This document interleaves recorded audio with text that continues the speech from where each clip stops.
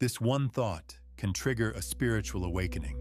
What if that feeling you've had your whole life, that sense of being a separate me looking out at the world, is actually a profound misunderstanding? What if there isn't really a you inside a body, but simply experiencing? In the next few minutes, we're not here to adopt a new belief system. Instead, we're going to uncover a single direct realization that can begin to dissolve that feeling of separation. This isn't about philosophy. It's about seeing something that might have always been true. It's a shift in perception so fundamental, it can be the trigger for what many call a spiritual awakening. Stay with this, because we're about to explore a core insight that suggests the world isn't something you're in, but something you are.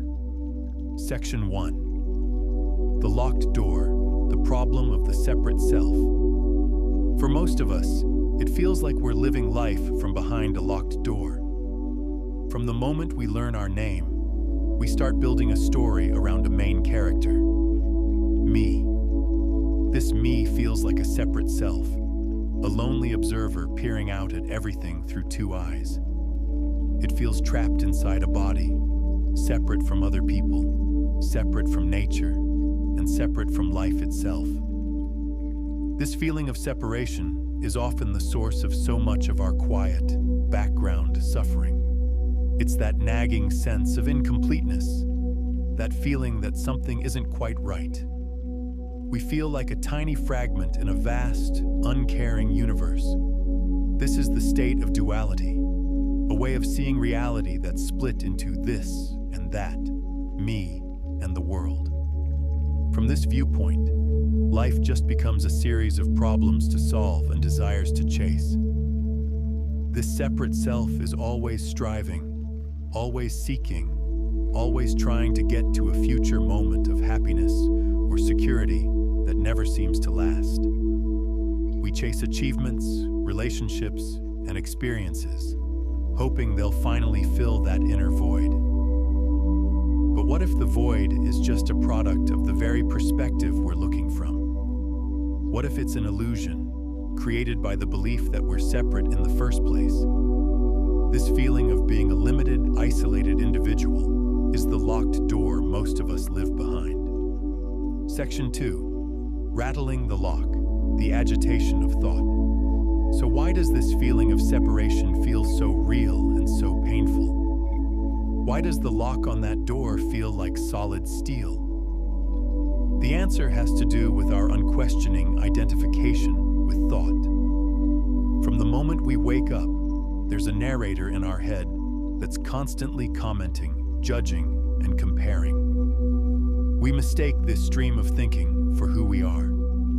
The mind takes the simple, ever-present sense of I am and attaches a huge story to it. It says, I am this body. I am my past. I am my successes and my failures. This collection of thoughts, memories, and beliefs creates the character of the separate self, often called the ego. This ego is a construct, a character built of fleeting thoughts. Yet we can spend our entire lives defending it and trying to make it feel secure. We're like a guard standing watch over an empty fort. The constant mental chatter reinforces this sense of separation every single second. It creates a world of problems because the egoic character tends to thrive on them. Without something to worry about or something to want, the ego can feel threatened. This is why just trying to fix yourself or improve your story often doesn't lead to lasting peace. It just strengthens the character you believe you are. You're just rearranging the furniture inside the cell. That's rattling the lock, thinking that with just one more achievement, you'll finally be free. But the key isn't another thought. The key is a realization that challenges the very foundation the separate self is built on. Section 3. Introducing the key, the one core realization. So what is this key? It's not a mantra to repeat or a complex philosophy you have to study for years. It's a profound shift in perspective, captured in a single thought, an insight central to spiritual traditions like Advaita Vedanta, which literally means not to. The thought is this: what if you are not in the world, but the world is happening within you? Just let that sink in for a second. This perspective suggests that all of your experiences, every sight, sound, sensation, thought, and emotion, don't happen to a separate you. They all just appear in the vast, open space of your awareness. Think about it. You've never experienced anything outside of your own consciousness. The warmth of the sun on your skin, that's an experience happening within your awareness. The sound of a bird, an experience in awareness. That anxiety in your chest, a memory from childhood, even the very thought, I am a person. It all arises and passes away within the boundless field of you. This isn't presented as a scientific fact, but as a direct observation of your own experience. From this viewpoint, you aren't a person who has awareness. You are the awareness in which the story of a person and the entire world seems to appear. This flips the whole script. The world isn't out there while you're in here. There's just one seamless, undivided field of experiencing. This is the core insight of non-duality, the idea that the split between the seer and the seen is an illusion created by thought. Section 4. Turning the key in the lock, elaboration and analogy. But what does this actually mean? Grasping this with your mind is one thing, but seeing it directly is something else entirely. A few analogies can help point the way. The writer Alan Watts used a powerful metaphor, the ocean and a wave. He famously said, "You didn't come into this world, you came out of it like a wave from the ocean." A wave isn't separate from the ocean. It's a temporary shape that the entire ocean is taking at one spot. The wave has its own unique life for a moment. It rises, it crests, it falls, but its substance is, and always was, water. It is the ocean. In the same way, this perspective suggests you aren't a separate drop of consciousness that was plopped into the universe. You are the whole cosmos expressing itself as a human for a little while. Or, here's another helpful analogy. Think of a dream. While you're dreaming, you believe you're a character interacting with a solid, separate dream world. But when you wake up, you realize the entire dream, the world, the other people, the events, and the you in the dream, was all made of one thing: your own mind. The spiritual awakening is seen as a similar kind of waking up. It's the realization that this waking state isn't so different. The whole drama of life is unfolding within the vast, dreaming mind of consciousness. Seeing this can happen in stages.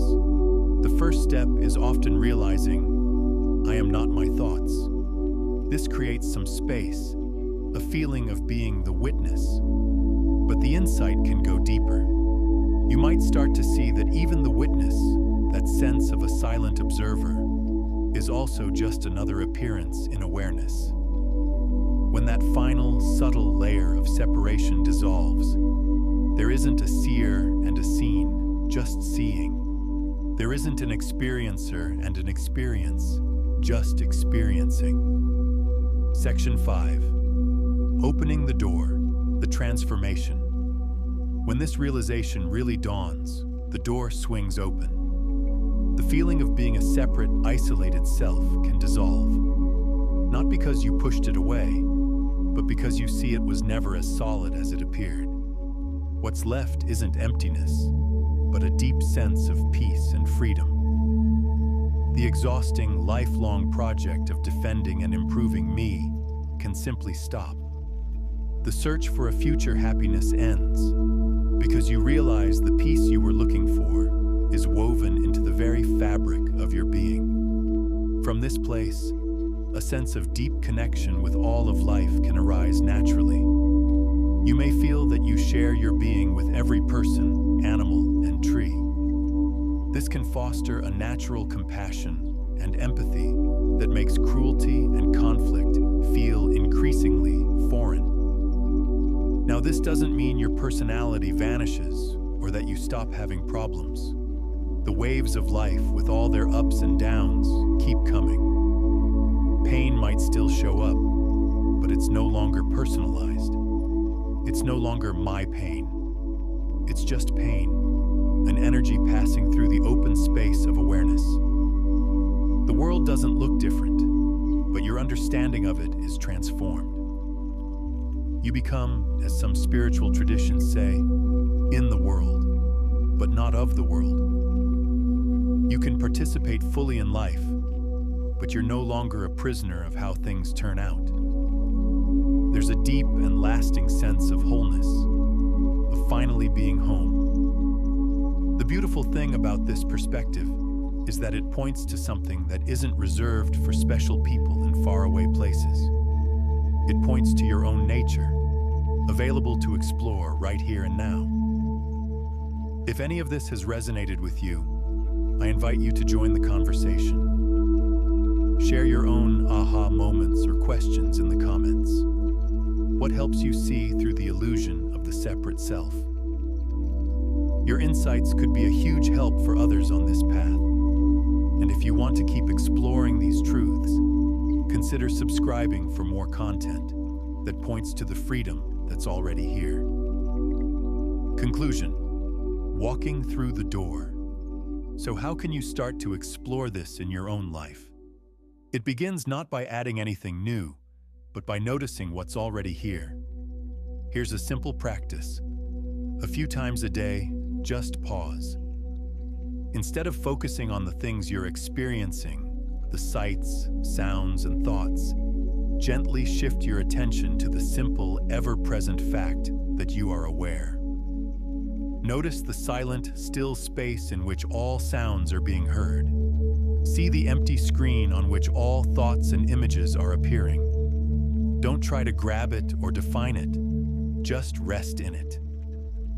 This one shift in perspective, the idea that you are the awareness in which the world appears, is a master key.